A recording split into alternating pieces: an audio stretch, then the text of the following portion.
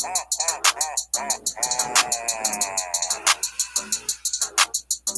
I'm on a mission. I never been the one to fit in. I do it different. I find a spaceship and I get in. I got ignition. I got that 2020 vision. 1 in a million. That's what.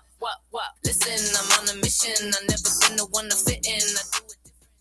Hello, and welcome to Temple of the Divine. I am your host, High Priestess Makita, and I am here to help you to discover, explore, and celebrate the divine in you. Today, we have a very special episode. We're going to be talking about the one thing that has Elon Musk scared. That's right. Believe it or not, Mr. Tesla is afraid of something. And you know what? We're going to talk about it today. Today's topic is AI, artificial intelligence, and spirituality. But before we get into that, again, you're watching Temple of the Divine on Wjzz Cool Tv, the coolest station in the world, broadcasting live on Facebook, YouTube, Twitch, Twitter, and other top social media platforms. Make sure to like, comment, share, and subscribe. And listen, today you are going to want to call 313-355-6018. And I'm going to tell you something else. Today, you're going to want to make sure when this video is over that you play it on your phone, screen capture, and save it because it could be deleted. So with that, let's get into the content. So just as a little background, I have a new trainer. We were talking about, I know this seems totally unrelated, right? We were talking about carbon. And we were talking about the way that we breathe and things like that. What's happening with climate change and all this kind of stuff.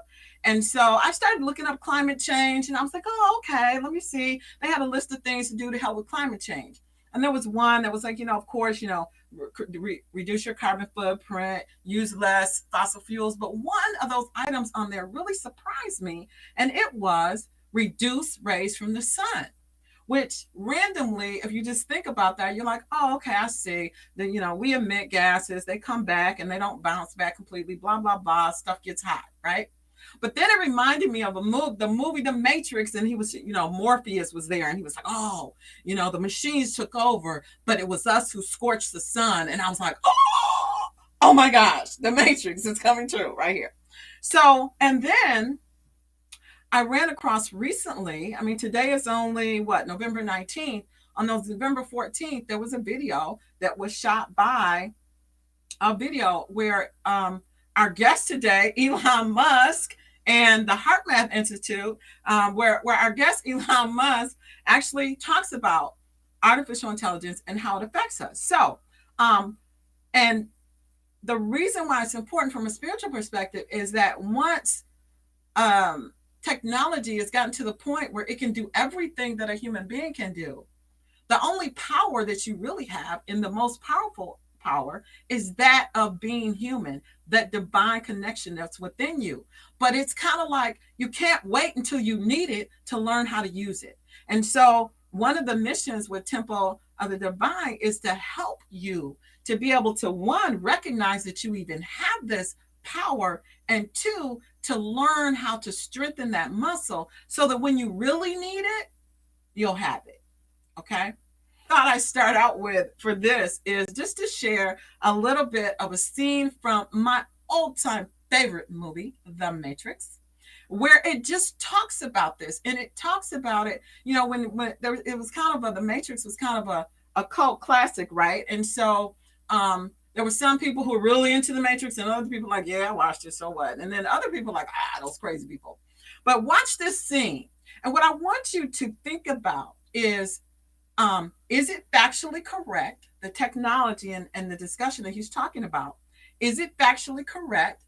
And also, if it is factually correct, is it beyond conceivability that it is something that could happen, especially since it's out there? Because once something is out here visually, that means somebody thought about it.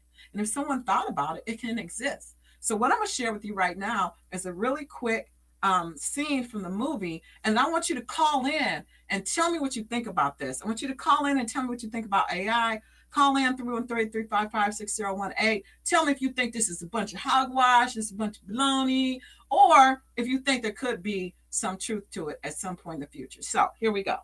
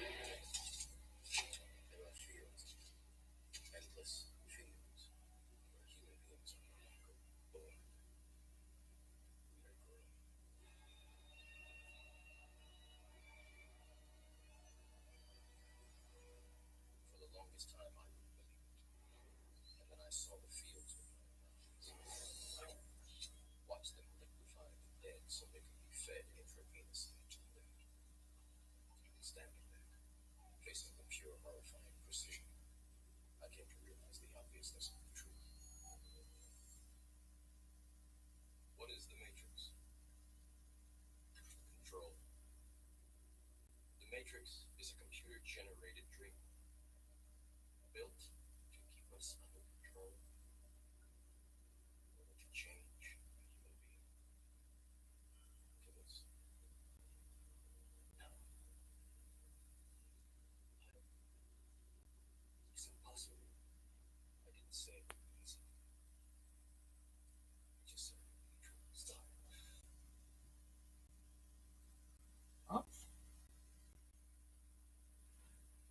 Okay, so what do you think about that? Okay, not this guy. Wait. Okay, 1 second. Wait, Mom, before you check out, do you have honey and... Okay, I think that was an ad. Stop the presses. We have a technological glitch here for a minute. But so what do you think about that? Call and tell me, what do you think about tell me what you think about how that has been presented to us, in the sense of, is it possible that there could be a way that technology could develop to the point where it could see human beings as batteries? And if that were the case, if artificial intelligence and machines could really replace everything that a human being can do, then what is your defense to that? Like, how would that impact you? And so our guest Elon Musk is queued up. But before we get into that, there's a couple things that I really want you to think about in your day-to-day living, in your day-to-day life. Because when we talk about the divine within, I want you to really kind of like really wrap your head around some things that may not be so obvious. So the first thing is that I want you to think about your regular day, your average day, right? So do you use Facebook? Have you ever played one of those games where they you put the information in, you click on a button, and then it tells you, what kind of house you like? Aren't those fun? You have fun with those? Call me and tell me if you've ever done one of those personality tests on Facebook. Call me 313-355-6018 and let me know if you've ever done one of those games, okay, where they tell you your personality. Or have you ever for different services that you get, I have this one tool is called File This. I signed up for it I don't know, a decade ago. I forgot I had it. And what it did is just regularly updates my bank statements. Okay. And I think I need to cancel that. My point is that every single day, all over the world, you and I are giving permission to others to have our access to our personal information. And they can take pieces of our personal information and create profiles about us. They can figure out how we think. You think about it. Look at how much data gets stored digitally, okay? We used to have journals that we write in. Now we have journals that are digital. We used to have to go to the bank. Now everything is online. We used to talk to our friends. Now we send pictures of our friends, and we have conversations on social media in all different areas of life. So let me ask you this. Is it possible that all of that information is being collected somewhere in a database? Think about it. So with Facebook, okay, granted, my friends are on there. I don't really put anything, really important on Facebook, perhaps, right?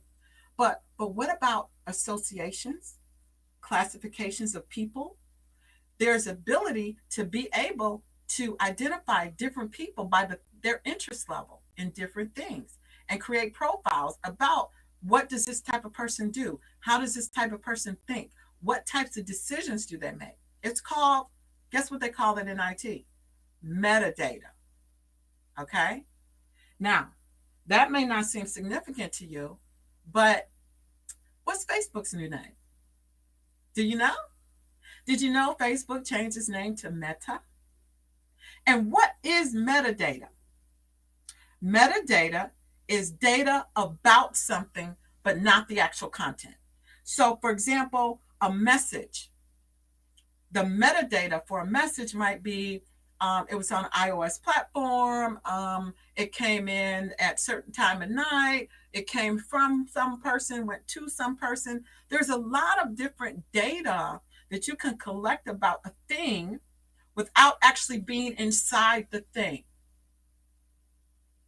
So, if you are the thing as a human being and an entity wanted to find out about you, then whenever you use these services or you give permission for different things to access your information, businesses, your cell phone, your music is not even yours anymore. I was thinking about it the other day, like if all my meditations and all my music and everything that I love is on my phone, I don't have a file. Like I don't really have any music. So at a click of a button, theoretically, everything that's part of your day-to-day life could be gone. And you don't even have, I was thinking the other day, you know what? If somebody gave you a lat long location, could you find it? Do you even have a compass? Like a real one, not one on your digital device. Do you even have a compass? So so while we're all out here, people are upset about Trump and we're still talking about race and all these other things, there's a whole wealth of activity that is going on around you of which you are probably oblivious. So, what I want to do with this episode in particular is to open your eyes and have you realize the power within. It's not really a joke. I tried to woo you into it with sex, but and that was fun and I learned a lot of things. But it's more serious. It's almost like that's great, but you taking that journey to your internal self, who knows how long that'll take? Because who wouldn't want to hang out in that area for a while? But the whole concept of artificial intelligence and the concept of programmatically being able to identify the thought patterns and decision making patterns of a human being are things that can be replicated by a machine. But things like connection to source, heart resonance, we're gonna learn about that a little bit later from the Heart Math Institute. Those are things that only human beings can do. So what we're gonna do, we're gonna take a quick station break. You're watching Temple of the Divine on Wjzz Cool TV, the coolest station in the world, broadcasting live on Facebook, YouTube, Twitch, Twitter, and other top social media platforms. Make sure that you like, comment, share, subscribe, and call in because you want to talk about this. 313-355-6018. I know you have questions. Let's ask them. Okay? Now, this next clip I'm going to show is Elon Musk. Elon Musk, Mr. Tesla. Very intelligent guy. It's not some gray-haired hippie guy, with, a big, a big thing of ganja, whatever, in one hand and a beer in the other or whatever. No. This is not some craze. This is not the Back to the Future guy. Remember him? This is not this. This is Elon Musk talking about artificial intelligence. I want you to really, really pay attention to this. And I think that it's valuable content because I think that with everything that's going on in the world, there are a lot of things that are going on that we're just not paying attention to.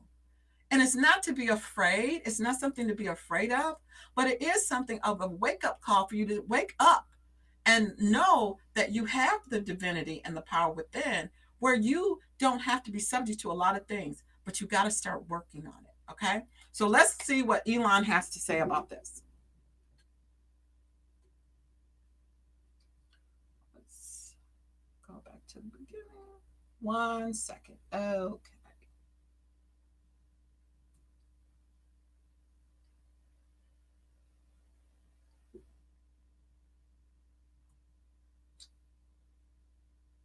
Something which represented something which represented a fundamental risk to the existence of civilization. AI AI is a fundamental risk to the existence of human civilization, um, in a way that car accidents, airplane crashes, um, faulty drugs, or bad food were not. They were not. They were harmful to a set of individuals within society, of course, but they were not harmful to society as a whole. AI is a fundamental existential risk for human civilization, and I don't think people fully appreciate that. Um, and I think we should be really concerned about AI, and I think we should.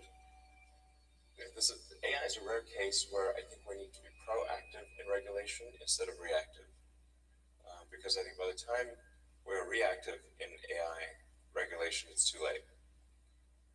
Um, and normally the way regulations are set up is that a whole bunch of bad things happen. There's public outcry. And then after many years, a regulatory agency is set up to regulate that industry. Um, there's a bunch of opposition from companies who don't like being told what to do by regulators. And it takes forever. Um, that that it's not fun being regulated. It's not it can be pretty irksome. But in the car business, we get regulated by Department of Transport, by EPA, and a bunch of others. Um, and there's regulatory agencies in every country. In space, we get regulated by. Tampons gave me yeast infections for Commercials. 50% of my life. My vagina was out of commission, full stop. And I finally had a nurse practitioner say, "I'm not writing another prescription for you until you quit using tampons and pads." And I'm like, what else is there other than tampons and pads? AI, honey. We'll continue.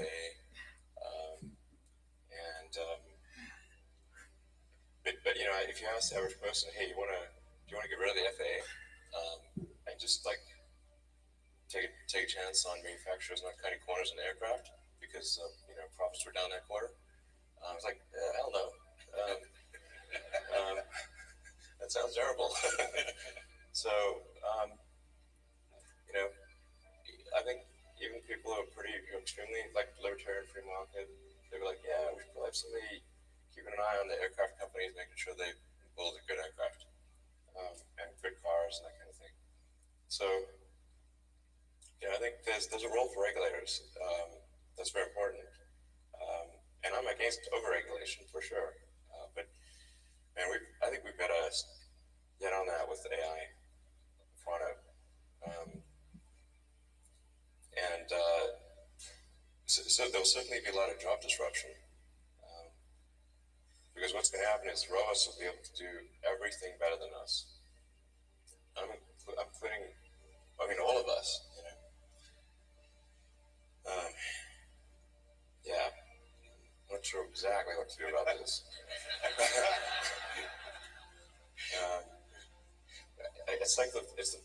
It was really like the scariest problem to me, I'll tell you. So I really think we need government regulation here, just because this is, ensuring that the public good is served. Because you've got companies that are racing, that kind of have to race to build AI, or they're going to be made uncompetitive. Essentially, if your competitor is racing to build AI and you don't, they will crush you. So then you're like, we don't want to be crushed. So, I guess we need to build it too.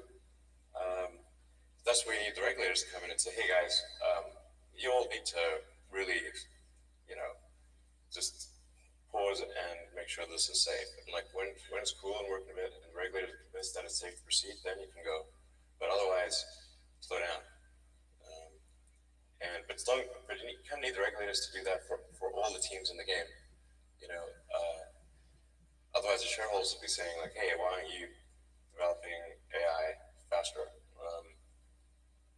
Because your competitor is. I'm like, okay, we better do that. Anyway, so it's like, there's like something like 12% of jobs are transport. Transport will be one of the first things to go fully autonomous. But when I say everything, Like the robots will be able to do everything, bar nothing. Yeah, probably in 10 years, more than a half of new vehicle production is electric in the United States. And China's probably going to be ahead of that because China's been super pro EV. I don't think a lot of people know this, but China's environmental policies are way ahead of the U.S. Like their mandate for renewable energy far exceeds the U.S. I think sometimes people are under the impression that China is either dragging their feet or somehow behind the U.S. in terms of sustainable energy promotion, but they're by far the most aggressive on Earth. It's crazy. I mean, in fact, the coalition of Chinese car manufacturers just wrote the Chinese government to beg for them to slow down the mandate because it's like too much. They need to make 8% electric vehicles, I think, like next year or in 2 years or something. They can't physically do it. So China's by far the most aggressive on electric vehicles and solar.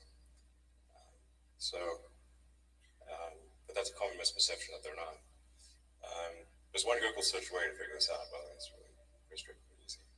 So, and in 10 years, man, I think, yeah. So half of all production, I think, will be EV. I think almost all cars produced will be autonomous in 10 years. Almost all. It will be rare to find one that is not in 10 years. That's going to be a huge transformation. The other thing to bear in mind, though, is that new vehicle production is only about 5% the size of the vehicle fleet. So you think about how long does a car or truck last? And they last 15 to 20 years.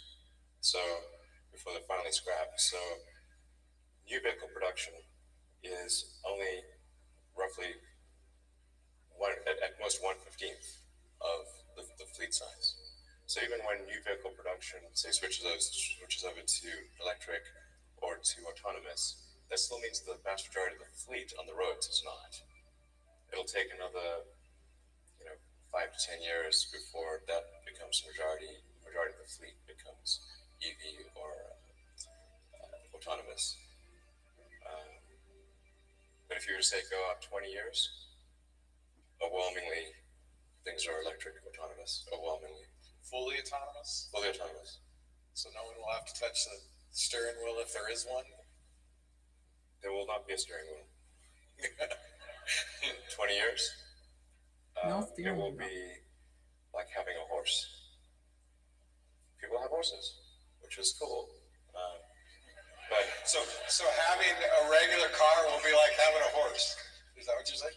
yeah, and there will be people that have non-autonomous cars, like people have horses. It just would be unusual to use that as a mode of transport. Yes. All right.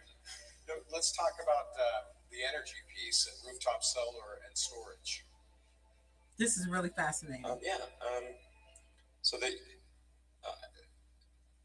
first of all, it's important to appreciate that the Earth is almost entirely solar powered today, in the sense that the sun is the only thing that keeps us from being at roughly the temperature of cosmic background radiation, which is 3 degrees above absolute zero. If it weren't for a sun, it would be a frozen dark ice ball. And the amount of energy that hits the sun, that reaches us from the sun, is tremendous. It's 99% plus of all energy that Earth has. Wow. Then there's this energy we need to use to run civilization, which to us is big, but compared to the amount of energy that reaches us from the sun is tiny. So it's very easy. Like, it actually doesn't take much. If you wanted to power the entire United States with solar panels, it would take a fairly small corner of Nevada, Texas, Utah, anywhere. You only need about 100 miles by 100 miles of solar panels to power the entire United States. It's not much. And then the batteries you need to store that energy to make sure you have 24/7 power is 1 mile by 1 mile. one square mile. that's it. I showed the graph of the image of this where this is what 100 miles by 100 miles looks like. There's like a little square on the U.S. map, and then there's a little pixel inside there, and that's the size of the battery pack that you need to support that. Real tiny. Okay. So what do you think about that? Let me see before we get another commercial on here. So I've got my essay. Here we go. Wait, stop. So now I'm going to show you how I use Grammarly. Let's not. Okay. So what did you think about that?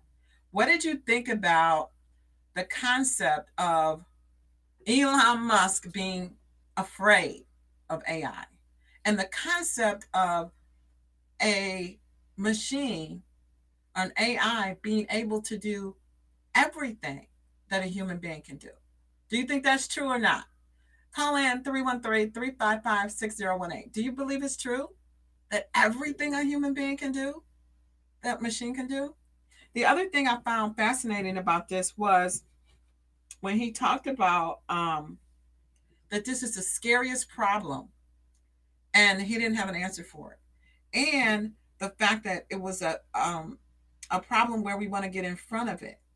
So we know that that's never going to happen. I mean, well, let me not say that. Let me not say that. So when he says that regulation needs to get in front of it and that the regulators could come in and slow people down, what I thought, I'm going to just tell you my thinking. I'm not going to try and say any opinion, but my thinking immediately went to, they could tell people to slow down, but if it's commerce involved, probably they're not going to slow down. They'll just go underground. It's like my personal opinion. I think they would just go underground. And so as we look at artificial intelligence, it may look like really overwhelming. It may look like it's something that we can't overcome, or that is something that is inevitable. And oh my gosh, what am I going to do? And there's so many things that are going on that really work to feed fear within us. And there's a whole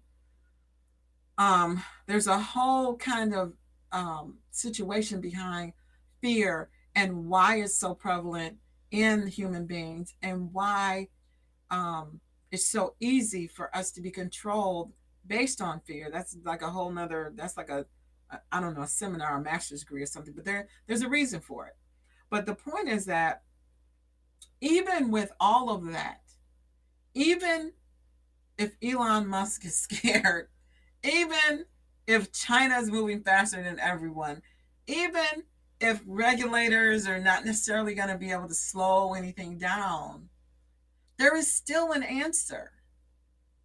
And that answer is related to you and your ability to channel and utilize the divine technology, the human technology that you possess.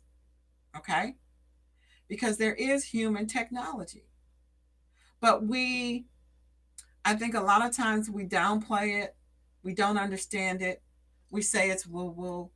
It's hocus pocus. It's whatever. But the reality is that there is a power and there is a technology in the human being that is more powerful even than AI. And so, and this is scientifically proven. It's not like this is just, High Priest is just like, woo, woo, yay, let's meditate. No. It's scientifically proven. There is an actual organization called the Heart Math Institute that has done research and proven the impact of resonance, a heart resonance that comes with meditation. It comes with our thought forms and how we're able to do that. So even though this looks really scary, it doesn't have to be. You're watching Temple of the Divine. I'm your host, High Priestess Makita, where we help you to open your mind and begin to discover, celebrate, and explore the divine in you. We're live streaming on Wjzz Cool Tv, the coolest station in the world, broadcasting on Facebook, YouTube, Twitch, Twitter, and other top social media platforms. Do call in and give your opinion. What do you think about AI? Have you thought about AI? Do you really, How will you change what you do on a day-to-day basis based on what you learned here today? Or will you? Or do you feel like it's hopeless? Or do you feel like there's something you can do, nothing you can do? Just another conspiracy theory? Tell me what you think. 313-355-6018. I'm looking forward to hearing from you, or comment. If you're watching this on the replay and you just did, you hate you missed it, then go ahead and comment. What do you think about what is being shared here today on artificial intelligence and spirituality? Now, my next guest is I'm probably going to have to do a little work to find it now because I closed a bunch of windows. But my next guest is the Heart Math Institute. So the Heart Math Institute has been doing research for a very long time on heart energy and heart resonance and the ability of human beings to interact with each other at a heart level. And they talk about how when you're interacting with someone, depending on what your resonance is, and we talked many times on Temple of Divine about frequency and vibrating at one level versus another level, but we actually have the ability to influence those around us based on our thoughts and how we are operating at a heart level. And our heart and brain can communicate in a way to change our situation, our realities on both a personal level, a societal level, and a global level. And that's a real thing. And so what I want to share with you next is kind of an overview of the work that has been done with the Heart Math Institute, how it impacts. It does a really great job. If I can find it again, it does a really great job of explaining the whole concept of heart resonance and the energy, and how you can incorporate that into your daily lives. And in fact, we must incorporate this into our daily lives so that we can be prepared for whatever comes, right? So do we think that artificial intelligence is here? Some people, Elon Musk thinks it's already too late. Some people are like, what are you talking about? But regardless of that, there is a tool, there is a human technology that we're underutilizing. And it's just like this. If you have a car parked in your driveway and you don't know how to drive, and you don't feel like you need to drive because you walk everywhere, maybe you'll need to go somewhere distant in a little while, but not right now. You're not going to wait till you need to drive the car to learn how to drive, right? You want to know how to drive so that when you're ready to drive and when you need to drive and you need to bust a move, you can hop in your vehicle and drive and know how to operate it, right? It's the same thing with your human vehicle. You don't want to wait until you really need to be able to connect with heart. You don't want to wait until you really need to understand your human technology to be able to begin to learn about it and grow with it and explore it. Okay. You want to do that now. So I'm going to go ahead and hopefully find this video. I had everything queued up and then that commercial came on and messed me up. So 1 second here. I'm going to look for it. So while I'm looking for this, why don't you go ahead and call in and let me know what you think about what I have shared so far. I think that this is a really interesting topic. I think that it's something that we really need to pay attention to. And so I'm very fascinated and interested in knowing kind of what you think about it and how you see this is impacting your life, particularly because there's so much spiritual conversation. It's kind of like it's conversation, but it's not really getting to the root of the issue. So let me know what you think about that. We're not going to listen to the old hippie guy about it, though. Here is it. This is a really amazing explanation. So choices and results. We're going to start this in just a moment. The intuitive energetic heart is what people... You ready? Are you ready?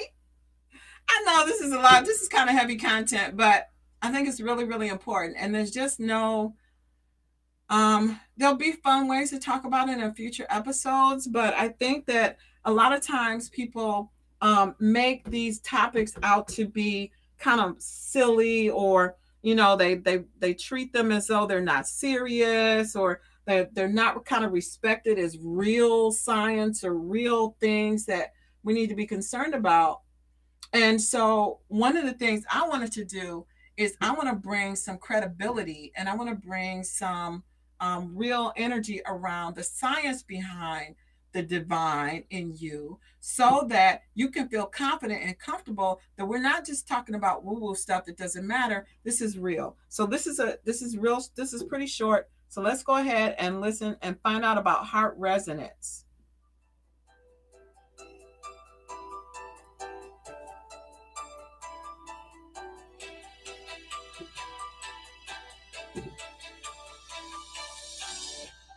Most people know what it feels like to be in a state of harmony and flow, where our hearts and minds are working together, and there's a genuine connection with others involved.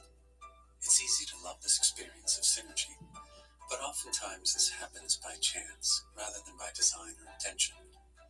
Wouldn't it be nice to be able to produce this flow on demand in our day-to-day communications, projects, and challenges?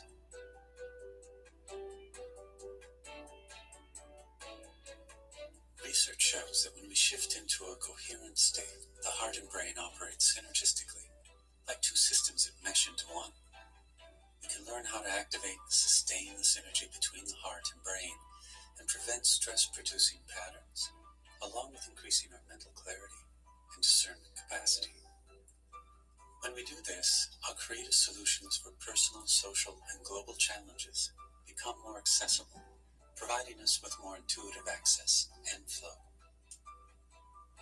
Over the past 20 years, the Institute of Heart Math has produced coherence-building techniques that are intentionally simple and based on scientific research. Our mission theme is to simplify a process for intuitive connection to the soul's wisdom and guidance for unfolding who we truly are. New research suggests that our energetic or spiritual heart is an access point for our natural inner technology, the heart's intuitive intelligence, which can elevate our communications, decisions, and choices to a much higher level of effectiveness. One interesting finding from our research is that when people hold genuine core heart feelings such as appreciation or compassion, it naturally increases their heart coherence. We use the term energetics to refer to the systems that we can't see or touch. For example, our thoughts, emotions, and intuitions. The mind and heart feelings are energetic sources that underlie our thoughts and emotions. They're primary drivers of our biological systems and have a powerful influence on our behaviors, choices, and results. The intuitive energetic heart is what people have associated with their inner voice throughout history. From our perspective, the energetic heart communicates a steady stream of intuitive information to the mind and brain, which in most cases we only use a small percentage of, because our ego choices overrides the intuitive suggestion. Access to our heart's intuition varies among people, yet we all have it. As we learn to slow down our mind and attune to our deeper heart feelings, our natural intuitive connection can occur. Intuition is like energetic gold. Intuitive insights often unfold more understanding of ourselves, others, issues, and life than years of accumulated knowledge. That's why the state of coherence is rapidly gaining interest. In this state, more and more people are reporting increased access to their heart's intuitive guidance, realizing it's within them. And with a little practice, it's easier to access than they thought.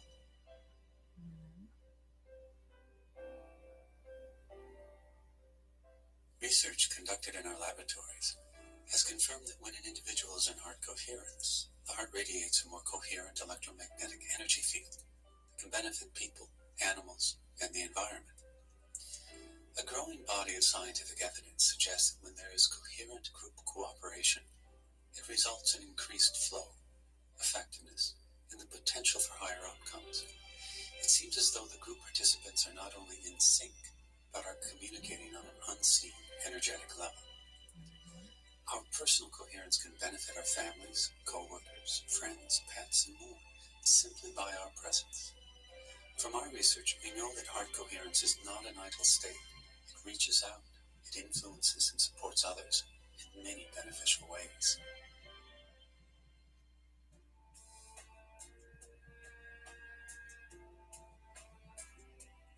Scientific evidence provides support for a global field environment that connects all living systems and consciousness. Many scientists believe that a feedback loop exists between all humans and the Earth's energetic systems. We are working together with other initiatives to realize the increased effectiveness of collective intention and cooperation. There are growing numbers of organizations with tools and techniques that facilitate increased art connection and collaboration with others.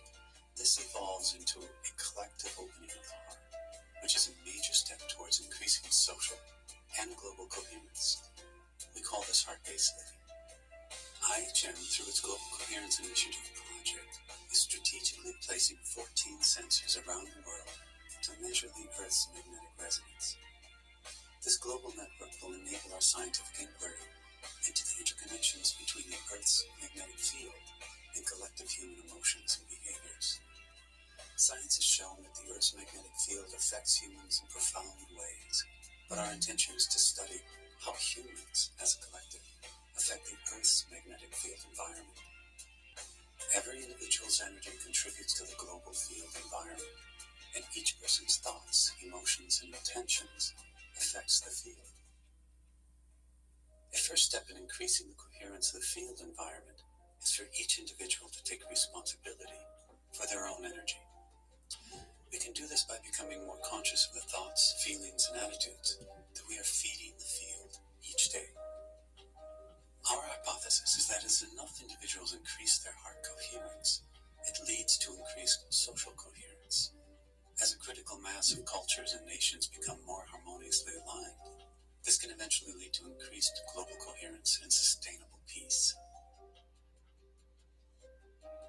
Doc Childre, the founder of HeartMath, puts it this way: as more of humanity practices heart-based living, it will qualify the rite of passage into the next level of consciousness. Using our heart's intuitive guidance will become common sense based on practical intelligence.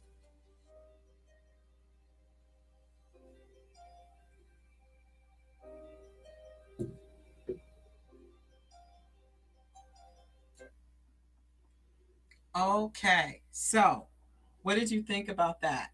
Call me, 313-355-6018. Really, because I get the sense that a lot of people think that the whole spiritual aspect of things is, it's kind of something not to really take seriously, that there's a lot of scammers and things like that. But here, what I love about this video is that it's a science-based reflection that shows and proves that, or at least lets you know that there is an organization that is, their mission is proving that there is this relationship, there is this energy, and there is this ability of a human being to impact their environment. Okay? Up until this point, you really, it always existed from the beginning of time. There's always been spiritual people among mankind. And there were always, I won't say always, but there have been those that are embrace the spirituality, which is most people, but then there are those who are afraid of it, or those who can identify the spirituality and seek to control or suppress it for their own purposes. And so the whole aspect around fear-based information and always, if you ever notice, like there's always something going on in the media to rile someone up. Like if you go through a period of time where there's nothing going on in the media, it's very far and in between. So there's always something going on. But if you think about it, with so many distractions, the only thing that really serves to do is keep you away from you. So you're using all of your, your faculties when you really need to go inside. You are watching Wjzz Cool TV, the coolest station in the world, Temple of the Divine, with your hostess, High Priestess Vakita. And we're broadcasting live on Facebook, YouTube, Twitch, Twitter, and other top social media stations. understand that you can call in. We're running out of time, but you still have time to call in at 313-355-6018. And if you don't call in, you can still comment below if you're watching this on the replay. And let me know what you think about this. Because my personal opinion, I'll just give you my personal opinion, is that there's a lot of distraction, and it's in multiple different levels. And I think that even the whole religion structure and spirituality in general, even the mainstream, it's a distraction, because the real power and the real energy comes when you are connected with you. And then you can identify what you need to do. Then you can make the right moves, and then you can make the right decisions. And you don't have to you can become more of an observer of the things around you versus a participant. You don't have to get mad when you see something on the news. You can observe it as kind of an occurrence that's happening as part of your existence, but it doesn't have to be you. And then you don't have to be afraid of AI and all these other things that are, oh my gosh, they're so terrible, because you can then begin to understand more. And as more and more people understand about things like heart resonance and heart coherence, then human beings can come together and create the world that they want. Now, I personally don't know how that happens, because it has to be set on intention. The whole evolution of man is set on an intent to experiment, explore, and grow. And the ego is what separates us from the oneness that we have with source, infinite intelligence, God, whatever your name is for source, right? So that I used to think that there was like good and evil, and that's what separated us. Like when I grew up with a religious background, Baptist Christian, and so and even in the movies, there's always good versus evil, good versus evil. What really, the real comparison or the real battle is the one of oneness versus power. Because oneness, when I'm one with my source, I'm at peace, I'm calm, I'm happy, I feel, I don't feel any need whatsoever. But there's always this sexiness of power.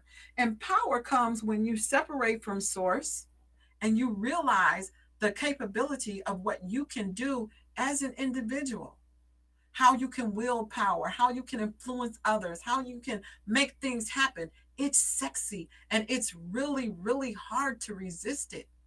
But you can have both, in the sense that you can have your individuality where you're connecting and making things happen, as long as you understand that you are connected and you're doing that in connection with source. The minute you decide, I don't need source, I can do this myself because I'm a man. Okay, now when you or woman, now you're disconnected, and that's when power takes over. So I hope that this dialogue is helpful for you. I know for me, just having like credible, because I've experienced and I support all types of modalities. I can tell you how so many things have helped me as a person to grow spiritually.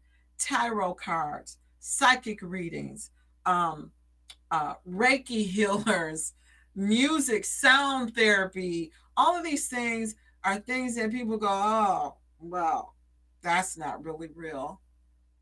But when you understand about energy, and this is not, we haven't even talked about chakras, okay? This was only talking about the heart, just one aspect.